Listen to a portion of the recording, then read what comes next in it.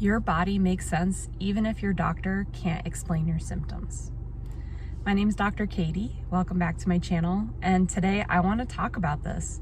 So many people that I have met and worked with, and myself as well, have experienced physical symptoms that medicine can't explain.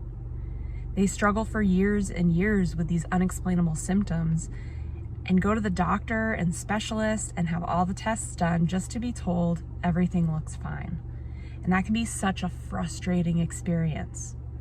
I want you to know, if this has been your experience, even if your tests are negative, it doesn't mean that you're making it up, or that your body's broken or doesn't make sense, or that there's something worse underlying. Before we really dive into this, if you're not already a subscriber, please make sure that you subscribe and like the video. Really helps me to reach more and more people as my work grows. It is always important to get new symptoms checked out by a medical provider. You never know what test might come up positive, what treatment might be available, what might be going on under the surface. So the first step when something new comes up should always be to check in with your doctor. That being said, if you've seen your doctor, they've done all the tests, you've seen the specialist, and you're still just kind of getting a shrug in response, I want you to know that your body is not doing things for no reason. The body always has a reason for what it does, even if it's not immediately clear to us. The nervous system is constantly analyzing and monitoring our state, both internally and externally, for information about our survival and our needs. And when it sees something that maybe needs to change, it sends us communication. And that communication usually comes in the form of physical sensations, emotions, sometimes even pain, fatigue, anxiety, even just a general sense of overwhelm. Sometimes a lot of those are present all at the same time.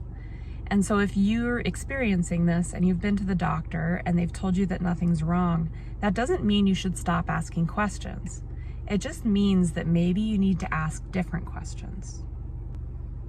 It's easy to look at symptoms as signs that something's wrong, because sometimes that's the case.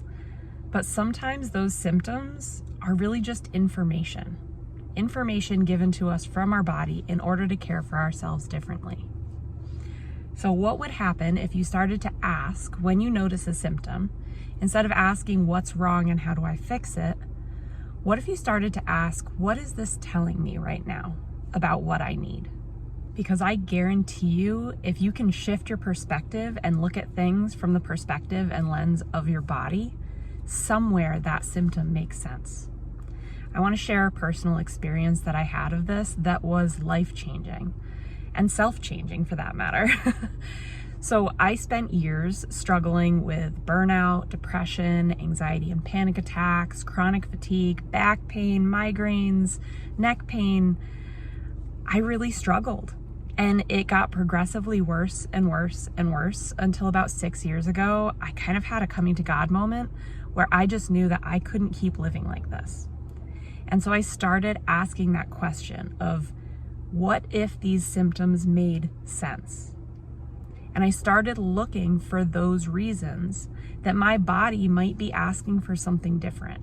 Started paying attention to the things that made me feel so exhausted, the things that left me feeling anxious and panicked, the things that left me feeling overwhelmed, what caused my back pain, what caused my migraines. And I started to notice patterns in my own behavior, my own body, and my own symptoms. And this has been a long process. It's not something that I solved overnight, but with the help of a lot of different specialists, coworkers, peers, friends, therapists, I slowly started to unravel exactly what it was that my body was asking. Two of the biggest revelations that made the biggest change for me was realizing that I, for years, was an introvert trying to be an extrovert. That's a story for another day. And I also discovered that I have ADHD that went undiagnosed until I was 33 years old. And so for 33 years of my life, I was trying to live life in this certain way and force my mind to work in a certain way that was not natural. And that took so much energy. It took so much effort from me in order to fit myself into this box that I believed I was supposed to live in. When I discovered that I struggled with ADHD, even though I'm not huge on diagnoses and titles, this one I found really helpful because it helped me to understand how my brain works naturally, what challenges that might bring, and also what strengths that might bring. And as I started to learn about my own introvertedness and ADHD tendencies, I started to shape my life a little bit differently. I began to shape it in a way that actually supported my nervous system, supported what it was that my body actually needed, instead of just blindly following what society told me that I was supposed to need. Because it didn't match for me. What I was supposed to need, what I was supposed to be able to do, did not work for me.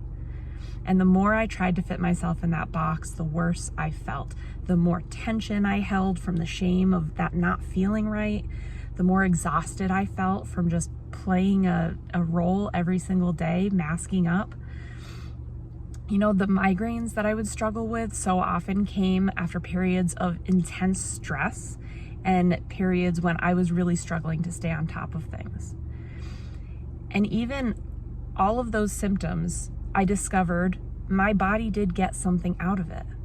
So for example, when I was stressed day after day, week after week, and all of a sudden I would get a migraine, I would rest for the whole day. I would lay down and I would not do anything because I couldn't. But my body learned that that was a way that it could get rest when I wasn't giving it rest. And so I started to discover, oh wow, if I manage my stress differently, if I rest more frequently, I won't get migraines as often. And then I started to discover the link with depression and the masking up of my symptoms and the roles that I was playing. And wow, if I let these parts of myself out, I feel happier, I feel more joyful, I feel like I enjoy things more, and I'm building more authentic relationships. So there were a million little tiny micro shifts that I made in my life that helped support my body in a different way and helped me to start to shift those symptoms, those information points that my body was giving me, shift them towards something that was more manageable, more supportive, and just more enjoyable in general.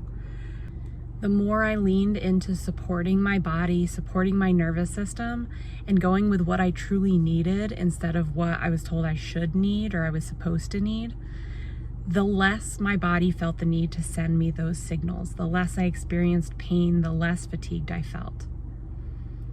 And so I share that story just to maybe give a different perspective, to let you know that even symptoms that don't have a medical cause still deserve to be looked at and honored. And embracing that sense of curiosity is where body literacy truly starts, where you can start to understand the language that your body's speaking in order to live a more fulfilled and self-led life. Your body is not your enemy. Your body is your partner in building the life of your dreams. Let me know down in the comments what you think about this. Ask me questions. Let's have this conversation together and revolutionize our lives. Sending you all so much love. Thank you for tuning in, and I'll see you in the next video.